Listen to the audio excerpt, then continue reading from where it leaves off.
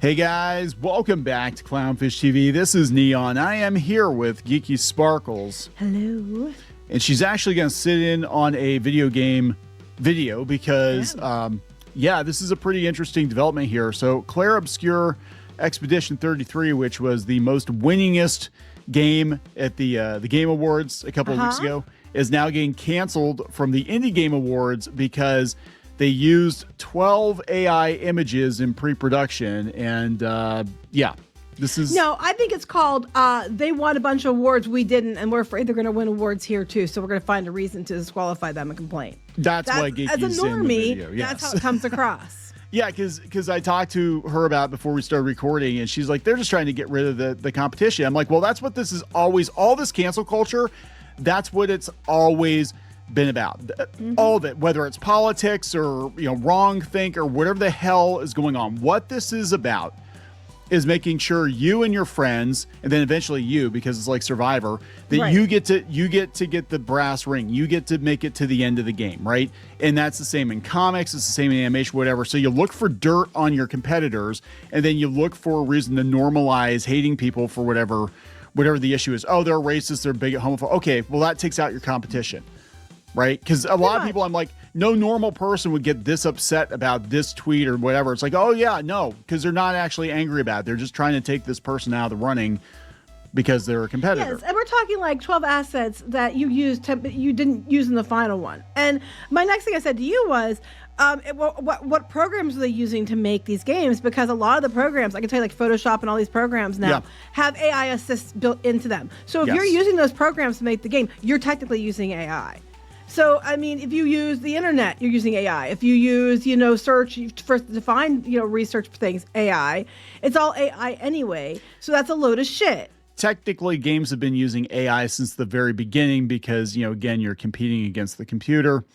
If you're using the computer at all to do any kind of research or whatever that was using smart aspects of the computer, then you're using the computer's artificial intelligence to do it. So the argument is stupid. And we're talking like things that didn't even make it to the final thing. You told me before we did this that back when you used to work like the magazines or papers that you would use the clip art to be a placeholder all the time. Yes. So what we used to do, we would lay out, magazines, catalogs, print publications. And what we would do is we'd get a placeholder image, was not the final image, usually had a watermark on it or whatever, because we were still, our photographers were still shooting the images. So we'd use those during development just so we knew basically what we had to work with, and we'd tweak it. You have to build around it. You have to build around it. Otherwise, you're just waiting forever for that one thing where you could, if you have something to put in there, you could get everything else done to just plug it in later, and it saves time. This is stupid. They didn't even use it in the finished product. Yeah. So, and this has happened before. This happened just last week with Larian too. They admitted that they were using AI images as placeholders. They did not make it into the final game, but it does make things easier when it's like, I know approximately we're going to have a picture of whatever monster, and this is approximately what it's going to look like. And then we can kind of work with it. Because if not, like you said, everything grinds to a halt because you're waiting on that one person to get that one asset done. And because they're doing that, because they're putting these things in temporarily, I would argue that makes the game better because they can work longer on it to make sure it's right before rushing it out so that more people can do their job. You're not the holdup. Everybody can work around you so you can take more time to make sure it's the best thing it can be before you plug it in. And it's just stupid. Like I get like using AI to make an entire game or to use AI to replace a bunch of people and things like that. I get that was being a concern. But we're talking about 12 assets. I think this is not even about the AI. This is about they knew it would kick their ass in the gaming awards and they were worried about it. So they're going to take it out anyway necessary. It's about insecurity and having a complex about how you're not going to win. Yeah, and you guys are really going to be in for a hard time of it because almost every studio is using it now to some capacity. Again, not for the finished product necessarily, but it is making things a lot easier. It's good to have another pair of eyes, even if those eyes are robotic. You still need to have human oversight. It's just another tool, right? And we're dealing with video games, which are computer-based entertainment products anyway. I personally don't see what the big ass deal is. If any industry was going to adopt it sooner, I would have thought it would be the video game industry. So let's talk about this before we get into it any further. Please subscribe for more pop culture news, views, and rants, guys. You'll get a woohoo if you do. Woohoo! So this is coming from PC Gamer, who also just wrote an article, by the way, called "It's more important than ever to call out developers for egregious AI usage next year if we want video games to remain interesting." All I'm hearing is, you know, one, the jealousy thing, but two, it's like we're going to start a new gate all over again. That's what this whole thing is about. And the journalists are just basically trying to, you know, do what they did before. Like, you know, back when they had Gamergate, it was like the female journalists and stuff. Now the journalists are trying, it's whatever I'm pissed about, I'm going to make it a big deal. I'm going to hold those companies hostage as my, you know, to get what I want. Even though you're a representative of the company you write for, you're not the only person that works there, but you're going to use it as your political, you know, hostage, basically. Yeah. That's what this, and this is, again, this is all about taking out competitors. This isn't necessarily about the thing that they're saying it's about. So this is what they said at the Indie Game Awards. They said, "We have a hard stance against generative AI in video games. It's something we talk about throughout the year when discussing any potential nominees," said Mike Tondrau of the IGA nomination committee. On the day of the premiere, Sandfall Interactive did in fact confirm that Gen AI was used in the making of Expedition 33. Okay, well, what's going to happen then is people are just going to lie to you and tell you that they're not using it. He continues that previously the studio had agreed that no Gen AI was used in making of the game when it was submitted to us. No, they used it like for 12 images as placeholders. They said, and again, if you're using any other of these programs to design the game, do they have AI capability? Are there AI assets in the game, in the thing to help you to like streamline some of the process? If so, you're using AI. Oh, it's generative AI. No, that's just a way of saying, you know, it's generative because it's okay when I'm using it the way I want to use it, but it's generative, then it's out. Yeah, I mean, this is getting ridiculous. They're picking and choosing there. The witch hunting in this is just insane. I mean, there's another, and I covered this before. There's another RPG that's on Steam that they insist it was all human generated, but people are like, it's all AI. People are spending all their time, instead of honing their own craft and making their own stuff, they are spending all of their time fretting about what other people are doing and what tools they're using to make it. Well, it's getting more and more that you can't tell the difference. Like, I'm seeing videos that I just the way things move, I'm like, oh, that's probably AI. But to untrained people, it looks just like it's real. Like, it's getting harder and harder to tell. Look, all you're talking about when it comes to AI is, you know, especially when you're dealing with a digital product, you're just arranging pixels on a screen.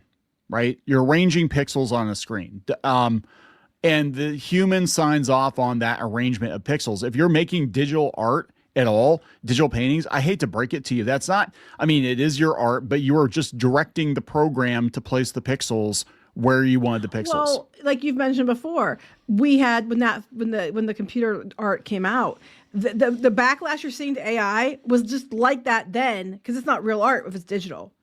You know, it's exact same backlash, and you know what? Here we are. Everything's digital. Okay, so I mean, you can get even more granular, and the art that you're making digitally, because a lot of people are using the tools and whatever. It's not actual; they're not actual brushes or actual pencils or whatever. But even that art, that's not technically your art because it's a file. So that file is going to be uploaded, which is not the original file that you worked on. Every time you save it, it's overload. You know, it's overwriting that file. So, you know what I'm saying? So, like, at what point is your art actually your art when it's just, again, an arrangement of pixels that's saved as a file, and that file has been destroyed and overwritten and copied and duplicated so many times? Like use they use effects and stuff, tools that are on there that you couldn't have done yourself, but you use effects to give you special light that if you had to draw it yourself, you couldn't do. No, but you know, it's okay. It's your art, you know. And look, I'm not saying I like AI. As anybody watching the show knows, I'm not a big fan of AI. I'm really not. But that being said, I think like using a placeholder, which is I guess what they probably normally do, because I know you used to use it all the time when you press. Using placeholder images, whether it be an AI image, so that they can work around it and know how. Because if you have it that way, you can put specific parameters in there so that you can totally work up around it and have it exactly like it would be when it's the finished piece.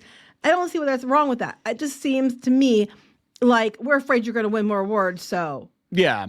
So this is what their whole thing. Yeah, they were placeholder textures. They said in June, an interview saw Sandfall co-founders Francois Maurice admit the studio used some but not much AI, but the article has been updated to state that there is no element made with generative AI in the game. So again, these were placeholders. The Indie Game Awards new winners for Best Debut Game and Game of the Year are now Sorry We're Closed and Blueprints. I thought people said Blueprints used AI too. It'll be interesting to see what this impact has moving forward. Devs of hotly anticipated RPGs like Divinity have already admitted to using, that would be Larian, have already admitted to using generative AI in development. Big studios like Ubisoft are letting it slip into final builds. To touch up once is noticed. Disney is going all in. Like all these, do you not understand? You have already lost this battle, right? It's over. It's all the big companies, all the big studios are using it. Now you're just trying to go around and be like, no, my God, no. At the end of the day, though, who actually wins? The people that they're just giving the hand-me-down award to or whatever because they didn't use AI, or the people that sold a bunch of games? Yeah. I mean, okay, so here's the thing. And, this is kind of my final thought on like cancel culture. Who gives a fuck if your peers are mad at you? Who cares? They're not your customers, are they? No. They're not. So... And the thing is you got to realize that they're not only are they not your customers, chances are very good they are your competitors. So they're going to look for every opportunity to take you out, some more so than others, but you know what I'm saying? So if they're trying to get their friends awards so their friends can, get a boost, they're going to take out obviously Clair Obscur because it's just killing it in the awards category. Mm-hmm. So yeah, 100%. That's what this is about. This is what all this cancel culture is about. The politics, the problematic behavior, all that shit is just pretense. It's really about taking out competitors. It reminds me of, real quick, because I might stop soon. What it reminds me of was when you're a teacher, okay, or you're in a school, you can all relate to this, or class, and they grade on a curve. So what they do is whoever has the highest grade, if it's like way an outlier, they completely take that grade out and don't count it. And then they weigh everything else on an average to give, if you have a lower score, you can get a higher grade. And they do that for everybody else, but they take the outliers out so that everybody else can get a better score. That's what this is like. That one's going to kick all our asses. It's a clear winner. Yep. Let's take it out of the equation. Yep. And now, now you guys get bumped up on your score where you might have had a C before. Now you have an A. Congratulations. Yay. It's just like, the Sunshine skit. You get to sit at the special table. You get to have, It's all it is. So anyway, we can wrap this up because I have to go somewhere. So. Yeah, so there we go, guys. We're going to see a lot of this. We're not going to hear as much about politics, although that's still going to come up. This is going to be the new politics. Is going into 2026. Is they're going to do purity tests to see who's using computer assistance on the computer software. Mm-hmm. So, I know that's going to be not even in the final game. Yeah, it's not even going to be in the final game. So we're going to wrap it up. Yep. Please subscribe for more pop culture news, views, and rants. We'll talk later. Bye.